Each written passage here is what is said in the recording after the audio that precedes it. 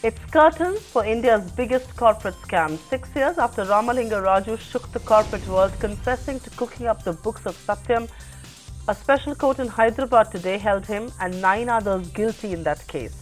Raju has been sentenced to 7 years in prison and he will have to shell out 5 crore rupees as fine. This is the maximum punishment for a white-collar crime. Raju had already spent 32 months in jail, which means he will have to spend another 52 months in prison. Along with Raju, his brother B. Rama Raju and former Chief Financial Officer Vadlamani Srinivas have also been convicted by the court, along with 2 Pricewaterhouse auditors, Subramani Gopalakrishnan and T. Srinivas Raju. In fact, Raju is sure to challenge the court order, and experts say the real battle may have just begun. The landmark verdict in corporate India's biggest accounting fraud. That's our top story on Business Tonight.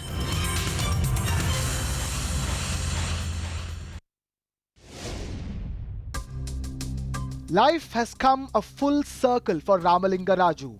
Once a poster boy for Indian IT, the founder of Satyam Computers Services was today sentenced to 7 years of rigorous imprisonment for orchestrating corporate India's biggest accounting fraud. 6 years after Raju shook the corporate world with his confession of cooking up Satyam's books for personal gains, a special CBI court in Hyderabad found Raju and 9 others guilty of cheating, criminal conspiracy, and destruction of evidence. The maximum sentence which the court can give is only 7 years. Earlier in the day, there was high drama in the courtroom as tensions rose in the Raju camp after the court pronounced him guilty. And by the time the court reassembled after a short break, there was more bad news in store for Raju and the 9 other accused. Apart from the prison term, the Raju brothers will have to cough up 5 crore rupees each in fine too. Raju's lawyers say they will move the higher court against the order. So many documents were not taken into consideration. The objections raised on so many documents, are almost about 2,000 documents, are taken as objectionable documents. A point which can be appealed, to in the appeal to be filed before the higher court. There was bad news for audit firm Pricewaterhouse as well, as 2 of its former auditors have been booked in the verdict. The firm says that there was never any evidence that the auditors were involved in the scam. There will be appeal filed before the only Metropolitan Sessions Court. That is only this premises only, Nampally Court. That is only appellate court against this order. Raju may have been given the maximum punishment under law, but the Satyam verdict has opened a debate over the lack of stringent laws to deal with white-collar crimes. With Ashwin Mohan in Hyderabad, Krishna Kumar, ET Now, Mumbai.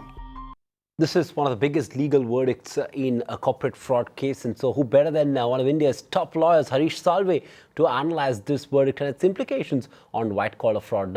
Harish Salve, thank you so much for joining us right here on Business Tonight. Looking at the magnitude of the fraud, the point that Sandeep was also making, do you believe the penalty and sentence are proportionately lower? Does it disappoint you? Well, I suppose this is the maximum sentence.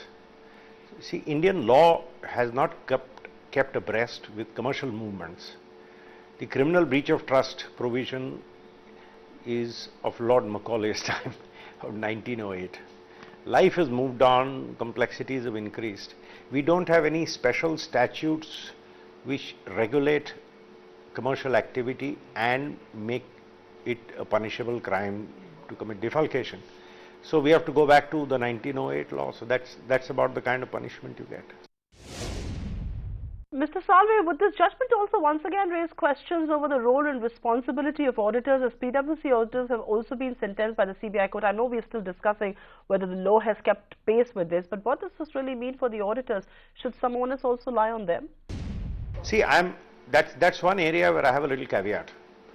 The duty of auditors is the duty, as we always say, of a watchdog. It's not a bloodhound. Auditors don't go chasing ghosts. At the same time, if auditors have been negligent, the negligence has to be criminal in character.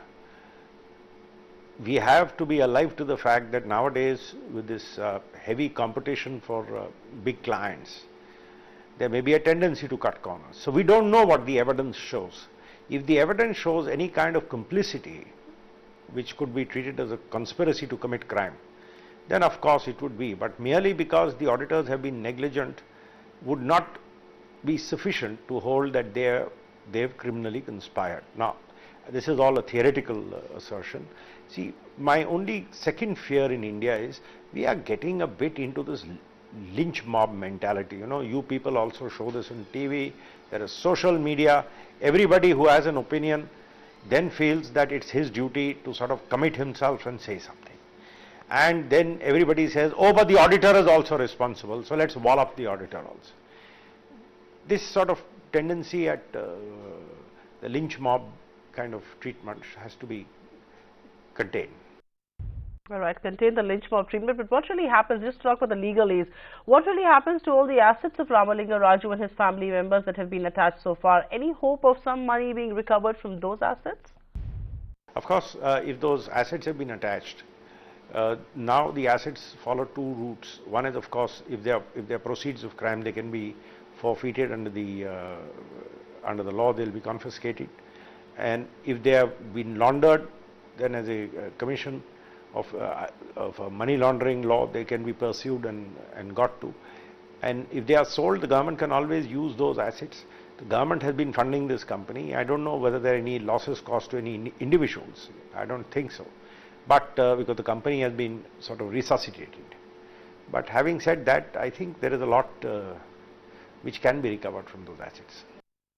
All right, you're saying there's a lot that can be recovered, so there is hope for investors and everyone else. But does this judgment signal, in a sense, set a deterrent for white-collar crimes? That's the most important takeaway, isn't it? Does this set a deterrent for such white-collar crimes, according to you? Well, see, the message is a mixed message. The positive message is, complex as it may be, we have reached a stage where we can effectively prosecute white-collar crime. That's a positive message. The negative message is, but it still takes 6 years because of lack of infrastructure. So that is something which we need to address. Let me just try and rephrase that a little bit, Mr. Salve. You know, do you believe we still need more stringent and effective laws to deal with financial frauds? You know, say, you know, if you were to compare this case with, you know, with the case in the US of Rajaratnam, or, you know, Rajat Gupta's conviction in the US, the swiftness with which it had happened, do you believe our system is still lenient or soft on white-collar crimes? Our system is not lenient. Our system is not developed.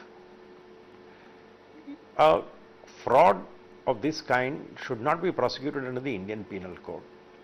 We must have first of all, a powerful regulatory system now. See, the SEC doesn't function in a vacuum. The moment it gets the first warning signs in relation to any big corporation, starts an investigation, starts an inquiry. Same in the UK, the regulators start inquiries.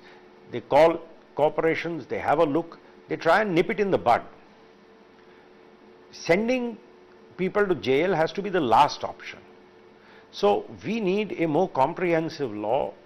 In the company law, we need appropriate structures where people can have a conversation. See, our registrar of companies is a bookkeeper. He doesn't do anything. You must have a regulator who, the moment big companies show warning signs, he calls people, talks to people, swings into action, sequesters assets of those companies, protects the investors, and then deals with those people, not necessarily with the idea of sending them to jail, but the primary object should be that the integrity of the financial system has to be maintained. In India, what happens is, the moment you find somebody has done something wrong, we now scream, send him to jail, as though that is the panacea for all evil. It's not. Of course, if somebody has committed a crime, he must be sent to jail.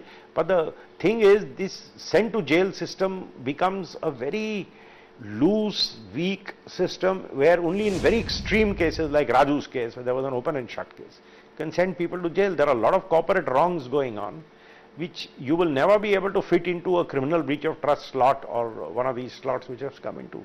And they are still going on, and the investors' rights. So this is a good wake-up call for the government to set up maybe an expert group to see the laws in other countries, the security exchange, the securities regulation law like the SEC law, where you have effective regulation, control, and where necessary, punishment. for things like insider trading, mismanagement, lack of governance and so on. Find us on Facebook at facebook.com/etnow and don't forget to click the like button. You can also follow us on Twitter at etnowlive. To stay updated with all our programming, hit the subscribe button on our YouTube channel by logging on to youtube.com/user/etnow.